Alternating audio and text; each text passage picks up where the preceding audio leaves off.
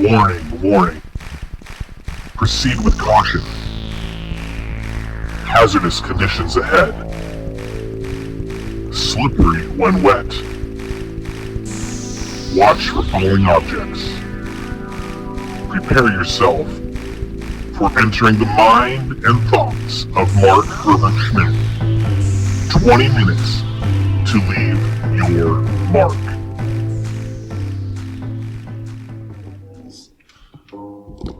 All right, I think I'm good. You good? I think I am. All right, so all right, I almost called you Mike because I'm looking at a microphone. All right, so Mark and I this is Mark Herbert Schmidt, 20 minutes to leave your mark. Who knows if this is going to be even an episode. This could be just for our own posterity when we're kind of kicking around ideas. This is kind of behind the scenes stuff. And this is where we kind of get together. The reason that I wanted to start recording as we start talking is because I realized that it's been a year. You know, we started this 20 minutes to leave your mark a year ago. We're recording in February. This could get probably aired. This will get aired later on in life. Could be March, April, but it's been a year. It's been a year. Did you pop another beer for me? Yes, I did. Jeez. Hey, at least it ain't a banana this time, right? It's a pineapple. That was who my favorite character was in Mario Kart, by the way, is Donkey Kong. Ooh, that pineapple's good. Because he turns sharp and he can ram people. Ooh, they're all different percentage. Oh, no, it's not. It's 5%. They're good, though, huh? They are good. Ace. This is an Ace beer premium crap. Where did you get this at? Yeah, I got it at QFC. Have you had it before? I've had all of them individually, but yeah, I like them. Dude, what's Wild Card? Is it just some... That might have been one of the ginger ones that I had. Oh. Okay. I just think of Charlie from Always Sunny in Philadelphia, where he's like, I'm the wild card. Remember when they start like filling up like big old oil drums with gasoline and they're trying to resell it to everybody? You remember that? Yes. Charlie jumps out of the van. It's such a good show. That whole show is hilarious. Danny DeVito, dude, that's his best role ever as Frank Reynolds.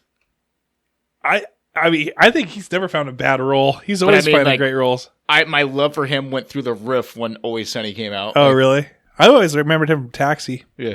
I liked him from Taxi. But so we were just kind of chatting things up, you know, looking at the future of 2020 for 20 minutes to leave your mark. 20 minutes to leave your mark. Who knows? See, we just come up with ideas. That's all we do. We just sit here and just think tanks. Amazing think tanks. You think of Shark Tank, we're more of Shark Tanks. We're manatee tanks. Yeah, from the Simpsons did it. Simpsons did it. Yeah. So it's been a year. The reason I started an episode or a show with just Mark was not only was he persistent and just like, hey dude, I got ideas. Hey dude, I got ideas. Hey bro, let's get up. I got all this stuff in my head. I want to write it down. I want to talk about it. It's just I got constant content. I'm like, all right. You know, it's one of those, like, I think there's some Bible story of the woman who is just consistently bugging, like, I think it was a judge or something, like, and he finally, like at night, he just woke up. He's like, fine, just leave me alone. We're going to do it. And that's kind of where I was at that point where it's like, I like Mark, but I'm like, fine, if you got all this content, let's do it. And so we did it. And it's been working out for us. And so he was one of the pioneers for Full Buddy Cast and putting his own show together. And now we're kind of looking to the future. But for right now, let's take a look at the past for a moment. It's been a year. I think you've got over 20-something episodes. How do you feel about everything? How's it been going for you? Well, like I told you, I said it's kind of like it's one of the things I look forward to. Like I enjoy just hanging out with you, right? Having fun BSing, and I like the fact that I could come up with a set list, but it doesn't have to be like limited to that. Right. It's just more of like something to go off of. You could look at that set list and be like, okay, this trigger word makes me think of something else, and you could just throw that out there, and that's what we do with it. Right. It's just something to give us direction, just so you're not having to, because it's hard being the interviewer. Like for me, like when you talk about like you could do your own podcast, like I could do my own podcast, and it's like it's not that easy. Like, right. It's like Elton John and the guy that writes all the lyrics. Was it Bernie Taupin? I have no clue. Brian knows, but and you. I think know. Bernie Taupman's is the one who pretty much comes up with all the lyrics for Elton John songs. But it's like that guy doesn't have a set way when he writes lyrics of how he would sing the song if it was him singing it. He just has the lyrics, and Elton John takes the lyrics and decides how he wants to make that a song. And so it's kind of like I could have great ideas, but would I get near the amount of listeners without you being, my partner doing the podcast? Because I don't think I would have the same success without you, because you bring a certain character out of me just by your personality with your questions. Nice. And so I don't think I would have the success without you. That's why I say anytime there's talk about growth or expanding, I'm always like, if there's any profit to be made, let's funnel it right back into the podcast, because I want to see you succeed with this, because you give me the platform to just have fun. Yeah, good. I appreciate that. I appreciate your appreciation on that. For me, like I've said in the past, it's always been a hobby. It's always been something that I enjoy. I want to build. I want to get big. I want to grow, but I know that there's going to be a limitation, and maybe we're at the peak. I don't know that. We could be at the peak right now. I would love to one day see where, if we continue to grow, that Mark would almost take over this on his own. I understand what you're saying about the interviewing part. Mm-hmm. I like talking to people. I like listening. I like asking questions, but it's not that hard, in a sense. I think you would be a good host of your own show, bringing on your own friends. And, listen, I don't know how we can get other people to listen for Mark, meaning his own friends. It sounds like that there's some friends out there that won't pick up the air. Dude, I gave up. Like, I think out of my personal friends, the only one I ever hear feedback from is Mike. And that's awesome. But otherwise, I'll give my friend links. I'll send him a link and be like, hey, can you give me feedback on this? Right. Crickets. I never hear any feedback. I even talk about like, hey, like I want to see if I can get you on as a guest. But it's like talking to drunk people at the bar. There's so many people like, yeah, let's go do this, and it's like there's no commitment and no follow through. And that's where, like I said, that's where the empathetic part of me can put myself in your shoes and be like, people don't get all the behind the scenes stuff. Right. Like, you're a parent, right? You got kids that you got to spend time with, and like I said, everybody wants to do like their recording session and stuff. But I've always had the approach of like, when you're ready, I'm on standby. Just so I want to make sure that I'm fulfilling my part of like, if you want to have a once a week thing, then I want to make sure I'm ready to go. So you're not waiting on me. But if you're tied up and you're behind and you're playing catch up, then it's totally cool. Just to let you know that I got my material ready to go. You just give me the call and we'll schedule it, And the hard part for me, and I appreciate that you understand, my life on my side, is that I've got 1, 2, 3, 4, 5, 6, 7, 8, 9 like regular shows, and then there's only 5 days a week, and then I record 2, usually to 3 if someone shows up, so they don't have to show up every week to do it. But if I've already got 9 shows and 5 days a week, well then that person's only getting 2 times a month, and then people can't make it sometimes. And so I appreciate your flexibility on, hey bro, like you flew in last night from where? Indiana. And you're like, hey, when can we record? And I'm like, maybe.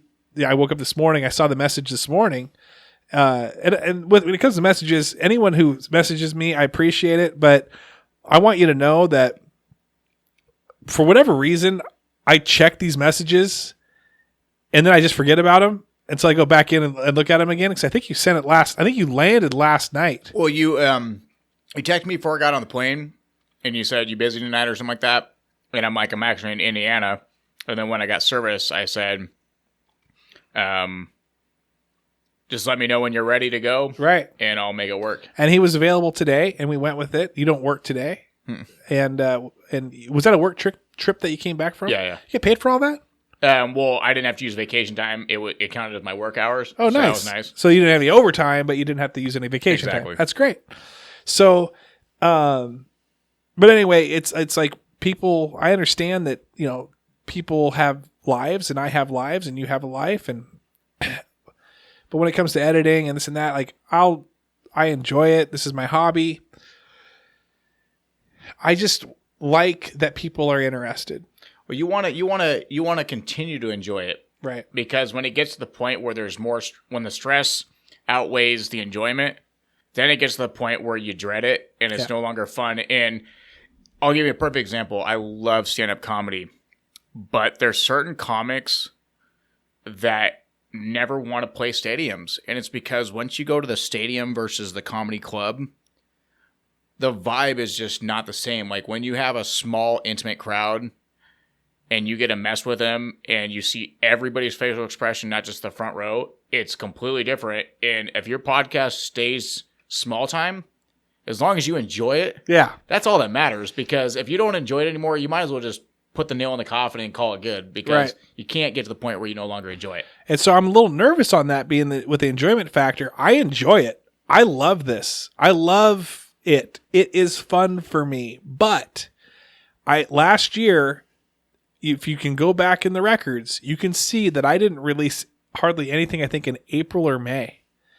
And we talked about actually on one of your shows was that I hit like this depression. Mm-hmm. I didn't want to do anything. Guys. And so when it comes to this year, obviously I've got more momentum, and it's just like working out or eating right or anything. If you've kind of got the habit going and you've kind of got through that first push of like, I don't ever want to do this. This is your resistance. And you've pushed through that and you keep moving forward with that. Then you kind of hit that like, okay, this is routine now. I'm used to this. I figured out a good way of doing all this. You hit a stride. And that's what I'm trying to get into. I feel like I've kind of hit a stride, but then you get hit with health, just like anything in life. You get hit with the unexpected stuff. Mm. It's like, is that going to knock me off? Well, that's like I said, like that's where communication helps, because like I said, you have all the pressure on you because you're the one you're the voice of it. You know what I mean? Overall, like you're the face, you're the voice, and you're the one who schedules. You're the one who edits. Right. And so it's like, for me, my job's easy. My job's just be ready to go. But, like versus being ready to go, right. That's one element. That's one spoke in the tire. But you're the one who's actually like shifting the gears and making it turn. Yeah. And so for me, like, I always got to take that into consideration, because one thing I could say just from dealing with depression is one of the biggest things that triggers depression is feeling like people don't understand what it's like to be in your shoes. Right. And when you feel people don't understand what it's like to be in your shoes, it'll beat you up. And so for like me and Travis doing the podcast, I'm like, when life happens, all he has to do is say, hey, this is going on. Like, cool. Right. You just let me know when you're ready. Yeah. And I'm all ready to go. And I appreciate that. I know that for me, sometimes I get overwhelmed. I got one friend of ours that pizza, right? Mm-hmm. He wants to do another one. And I'm like, I got to schedule this now. Like, this is not like a hour and a half hangout. This is like a 6-hour hangout. And, I've got a lot of friends, and I'm not saying that to be bodacious, braggadocious. That's what I was looking for. Not be braggadocious. I'm just saying that to just be like, that's the reality. I mean, personal. Tonight or today, we've recorded 2. We're recording again. Collaboration with Bobby. I had Bobby earlier. Mm-hmm. Tomorrow, my brother's coming over. I'm recording 2 with him to 3. And I've got to do the research on that, edit all that. Tuesday night, I'm going to have Joey over. Joey's supposed to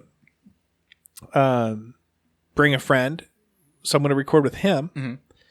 Wednesday, I'm taking it off. I just don't want to do anything. Thursday, I could have premenopods. My typical week that's what my week is. It's a Monday night, and it's a Tuesday night, it's a Wednesday night of recording, and I'm off Wednesdays, so sometimes someone will show up in the middle of the day if they can. I usually try not to do any recording Thursday night or Friday night. I'll edit Saturday for the week, and then Sunday I'll try to take it off. We've recorded a couple Sundays, but that's what we're doing right now. But I usually try to have Sunday off as well in case I need to do any spillover editing. It's just not set in stone. It's yeah. If it's available, it works out. Right. Great. But so I only have like 3 nights a week where I'm recording, and I've got 9 shows to record. So you do the math on that. That's rough. And then you get biweekly's say successful rate. Right.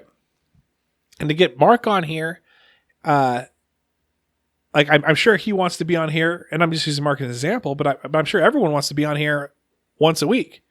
Oh man, this happened this week. This is a funny story. Or, oh man, we just had the UFC fight and we could talk about that. Or we just had, whatever just happened.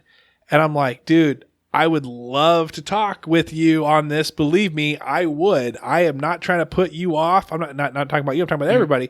I'm not trying to put you off, guys, but I'm only one person, and this takes a lot of work and energy. So I love it, but at the same time, time's limited. And so, plus I've got kids, like you said, wife. Well, that's the biggest thing is like, you got to have your family time because work steals so much of your time. Right. But like, for example, like with me, like let's say you got a time slot. We don't have to record. It's more like, let's barbecue. Right. Let's go like catch a show. Like, you know what I mean? Like right. we're watching a movie on like TV or going to the movie theater. Right. Doing something. We can bullshit. No recording. No note taking. It's just like, we just know that's going to set the stage for the next session we have because we're going to have all those funny things to look back on. And it's like, and that at least reduces the pressure because you could still enjoy it. Right. But you don't have to worry about like recording, note taking.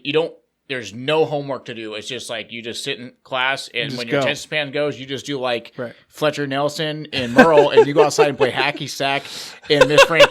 Was it Miss Franchini? Yeah. Miss Franchini could watch outside the senior locker bay window and watch you fucking off in class. Yeah. But the hard part is like, even when that, I mean, I'll get invited to these places and I'm like, guys, I can't. Like, I just spent the past 3 nights recording, haven't seen my wife and kids. I got to see them. I can't go to the movies.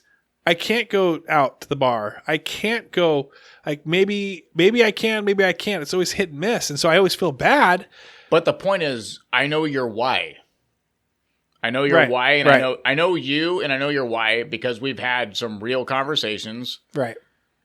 Because you've gotten real with me, I at least know your character enough to know I don't take offense from it. If the shoe was on the other foot and I had a wife and kids that required time. Right.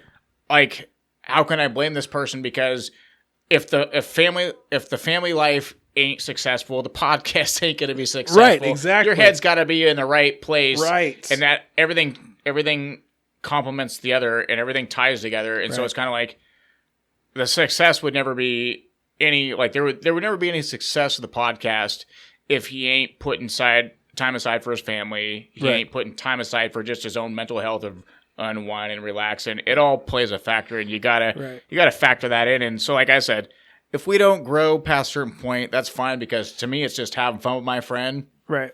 And if I get to look forward to having fun with my friend and just having a funny bullshit session, right, and I get a bunch of your friends, people we don't know, and my friends to laugh, mission accomplished. Let's do it. Mission accomplished. Yeah, I'm totally content with that. So we got real there for a moment, and I appreciate that, Mark, because literally, it's. I mean, I don't want this to be a pity party. I just want this is just the real deal.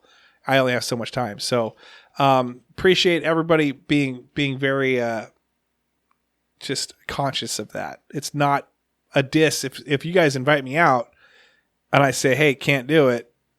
Believe me, I want to do it. Yeah, I want to hang out. I love hanging out.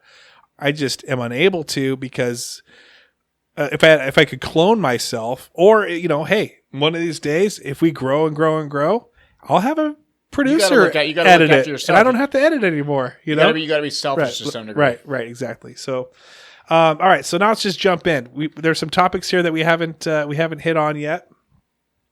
adult trick-or-treating.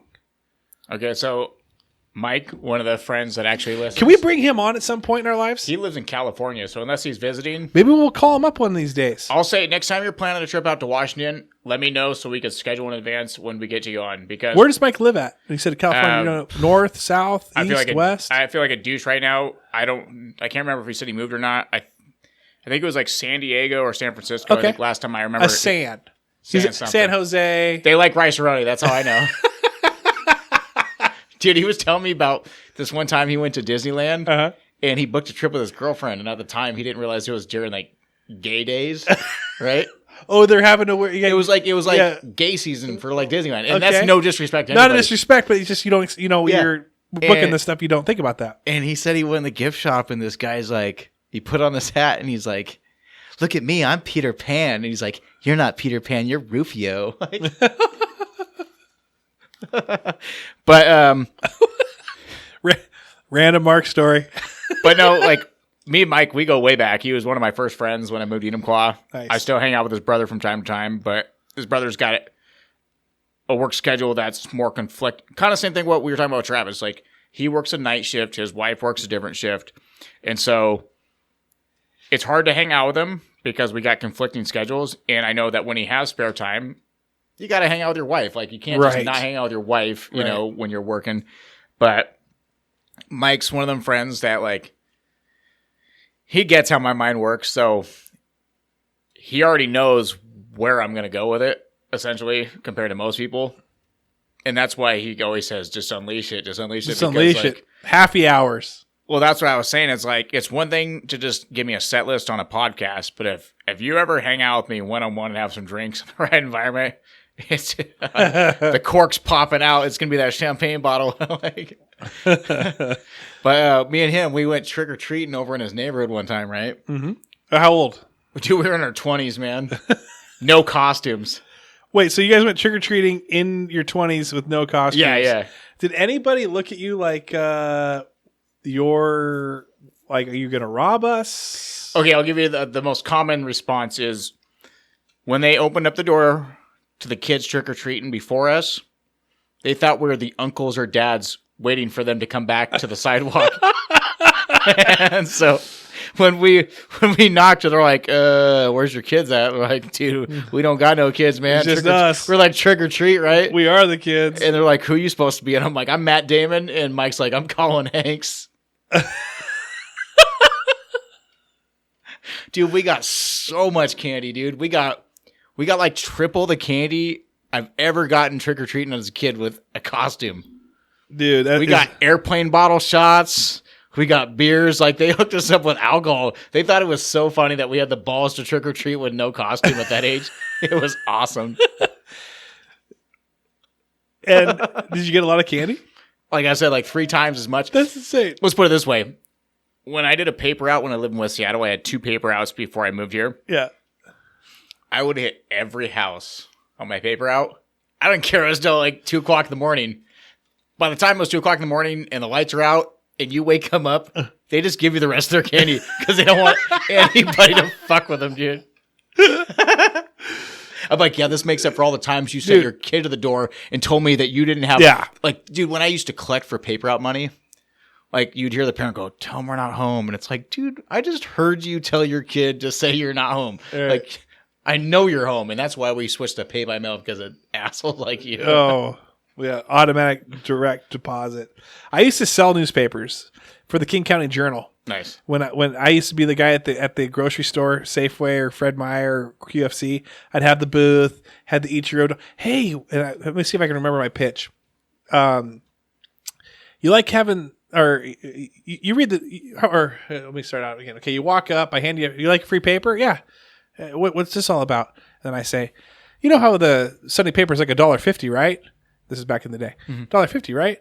Yeah. Well, for what we can get going for you for the next 3 months, we can do all week. It's going to cost you $1.50. So not only are you getting the Sunday paper with all the coupons, you're saving about $50, $60 in coupons right then and there, but you're also going to get the newspaper Monday, Tuesday, Wednesday, Thursday, Friday, Saturday. You're going to see all your local news, all your local sports. You're even going to get the national news as well. So for $1.50 a week for 3 months, we can get you going. And plus, if you sign up today, we have a $10 gift card for your grocery shopping today. Oh, for real? Yeah, for real. Okay, how do I sign up? Well, and then I'd pull out the sheet, and they'd say their name and this and that. And then they'd say, wait, this is going to cost me, they look at it and they realize it's not $1.50 a week. And I go, well, did you bring your own vacuum? That'd be a lot more fees then. I'd say, well, you're getting this $10 gift card to offset that. Oh, so that's how it's $1.50 a week? You're getting me $10 now? And I'd either say, yeah, but you're still getting this newspaper. And then they'd be like, well, okay, I kind of want the newspaper. And then or they'd say, and then at that point, I'd have a little backup plan. We had a little Ichiro doll or whatever. And we'd say, Ichiro doll. Tell you what, it was like a plush doll. It was like that Ichiro bobblehead. I thought you said dollar. I was like an Ichiro dollar. Yeah, no, we had a doll. And we'd say, okay, here, hey, tell you what, we give you this, we'll give you that, and then like, okay, yeah, we'll sign up. And so then they'd sign up, and they'd give us the credit card, and we'd have to write it in. I'm telling you, back in the day, it's like when the power goes out and you're a cashier and you have to write everything and do that. Shunk, shunk. Yeah, all of that, man. And the funny thing is my wife, she's the store manager at Panther Lake at Safeway. That store, I went there. And you could just show up whenever you want and leave whenever you want. It was never like you got paid by commission. And I got paid $10 per time I get someone signed up. So I went there, and in 2 hours I got 20 people to sign up. I had $200. I left. And my manager was just like, dude, are you kidding me? Like, I would have stayed there for like another 5 hours and you were on a roll, man. And at the time, quit while you're ahead, bro. Yeah, I was like 21. I'm like, bro, $200. I'm happy. I'm done. I'm going to enjoy the rest of my day. I saw this one comic at the parlor. He might have opened. He was a regular opener when we went. Yeah. But he was talking to me. He's like, you ever just have to take a big fat shit, man? He's like, I'm like fucking driving. And he's like, and I feel like a shit coming on. And I'm listening to The Power of Love by Huey Lewis. Great song. And he's like, and when you're just like, I got to shit. Okay, I got to pull over now. He's like, I pull over, and I'm like, where's your bathroom? I got to take a shit. And the guy's like, bathroom for employees only. He's like, well, give me an application, you prick. I got to go. He's like, I fill out the application, and he's like, all right, congratulations, you're hired. And he's like, I got to take a shit right now. He's like, I come out, take a huge shit, and he's like, I come out, and I'm like, dude, this job sucks. I quit. He's like, I made like $14.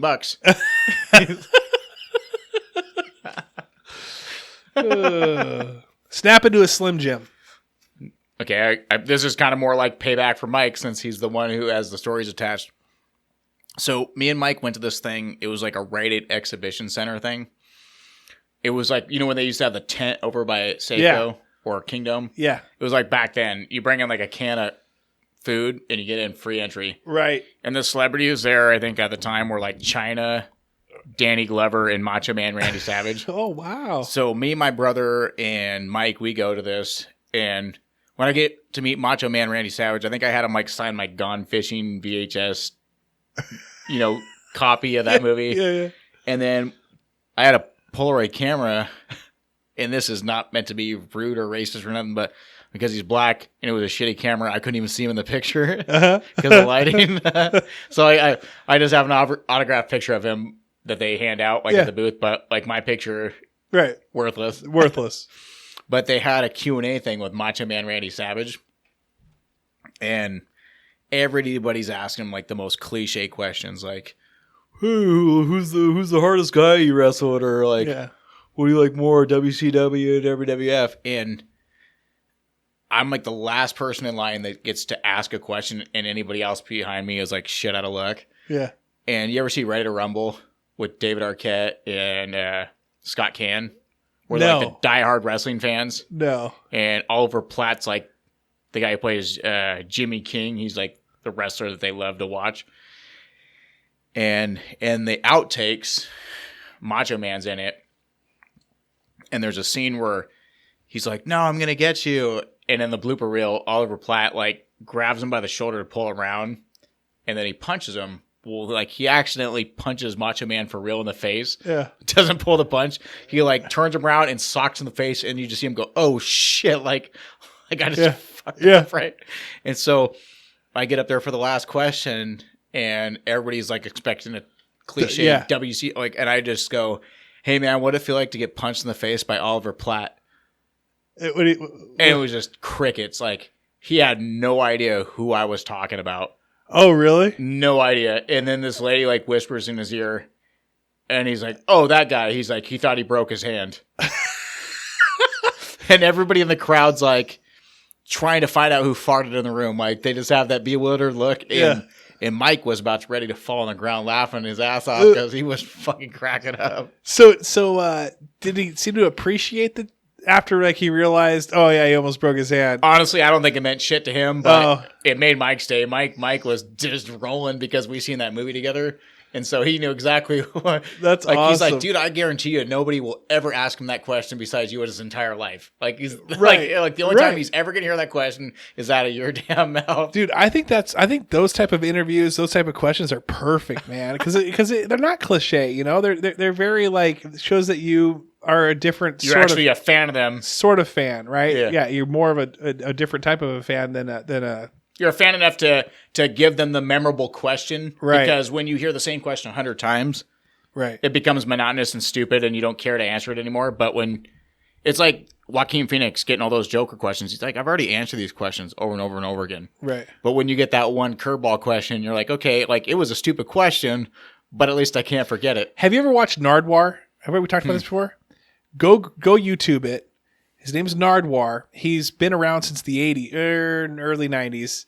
He does the best, like, obscure, like, research on musicians. He's a Canadian DJ. And so, and he talks like, he's just got this like interesting way he talks.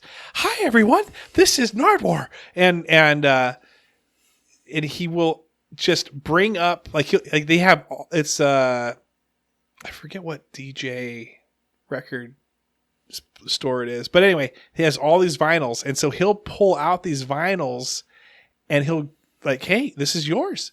And you know, and the interviewer, the person being interviewed has to figure out like, why is this one targeted towards me? Yeah, and the guy's there's a certain like hidden thing that connects this one specifically to me. and that's where they're like, oh yeah, this is a sample from such and such album that we did use this, or oh yeah, my great uncle used to play in this 1920s band, or whatever. Where Is that 6 Degrees of Kevin Bacon link? dude, it's so good. I like Send me the link to it so Okay. I get the direct link so I can the just human save it. servient or serviette or whatever. Because I could just subscribe to his channel once I get a link Dude, sent to me. It's so good. He did Nirvana one year, like when they first came out. And the thing, the dude gets kind of like shit on by people, but like because people can't appreciate what he's truly trying to do. throughout the years. But then he's had like Snoop Dogg on for like 5 times, and Snoop Dogg now looks forward to him. Like the first time he meets him, like, who is this dude? It's like Between Two Ferns with Zach It's- Galifianakis. oh, that's such a good one. All right, work mistakes. Ghost Rider. Okay, so this one time when I was working at Tractor Supply in Enumclaw, you could probably see the tattoo I left on the building. But like, I worked at Dell's Farm Supply on Battersby, and then we switched locations to Griffin. But if you go there, you'll notice behind the building there's like a big outdoor 3-bay section where you put stuff that's exposed to the elements, but it's got a roof on it. Well, I'm like opening up one day, and I'm driving on the forklift, and I'm just kind of just rubbernecking. Same thing as people watching. I'm just like looking to the side, and I'm kind of looking at the other side. I'm like, okay, what can I put there, or what's there currently? And before I know it, just bam, just smack into something. I straight up like ghost righted that shit. Like, and I say ghost righted because I was like on autopilot with it. Right. Just stabbed one of the forks on the forklift right through one of the support beams. Oh, Just stabbed right through it, right? And I was like, oh shit. Like, I was like, how did anyone see it? No. I was like, how did I do that? Like, how the hell did that happen? I turned my head for like 2 seconds, and I just And nobody saw it. Did anyone hear it? So I grab a sledgehammer, and I'm just beating the shit out of this thing, trying to like close this hole in the beam. And it's just dang. It's like Quasimodo just ringing the bell, doing the rooster call in the morning, you know, and I can't close this hole, man. and so I walk inside, and this lady Sue's working there, and I'm like, Sue, I'm like, you didn't see or hear nothing, right? And she's like, what are you talking about? I'm like, cool, glad we're on the same page. Maybe she didn't know what I was talking about, but I gave up. And then like months later, Jim is like, dude, come here for a sec, right? And I'm like, what's up, man? And I walk over there, and he's like, you know what happened here? And I'm like, where? And he's like, here. And I'm like, where are you pointing towards? And he's like, right here. And I'm like, what about it? He's like, do you know how this happened? I'm like, was it like, did it just happen like in the last day or so? Or was it like this when we moved in? Because I never noticed it, right? He's like, do you know what happened here? And I'm like, I'm just as confused as you are, right? Yeah. And I'm like, first of all, how would it happen? Like, you know what I mean? Like, I'm like what You're would, playing like way yeah, down. I'm like, what would be the circumstances that would like, I'm like, what's the who, where, what, like, you know, and I'm just like, and he kind of is like, did you do this? You know what I mean? Just like he would ask anybody. And I'm like, dude, I may be dumb, but I'm not that fucking dumb, dude. And then like after I quit there, like years later, I'm like, dude, you remember that like hole in the beam? I was like, that was totally me, man. What was his reaction when He's like, I knew it? no, he's like, honestly, dude, he's like your response, I didn't think you did anything, but he's like, but I'm protocol. I got to ask everybody like if they know what happened, because I didn't notice it until like the fact that he didn't notice it until like 3 months later was what was even better. You know what I mean? Because what if somebody just opened it up a little bit more than me? What if somebody just like did the same exact same thing as me? I could have been like taking the blame for their stupidity. Well, Trailer Boys, remember when he burns down the trailer and Bubbles thought he did it? And he's like, dude, what kind of friend would I be? You already took the blame. I can't take it from you. sitcom laugh, SKU checks. Last one. Okay, so we got this guy, Dennis, at our work. Cool guy, but he's one of them guys that like knows the answer for everything. Yeah.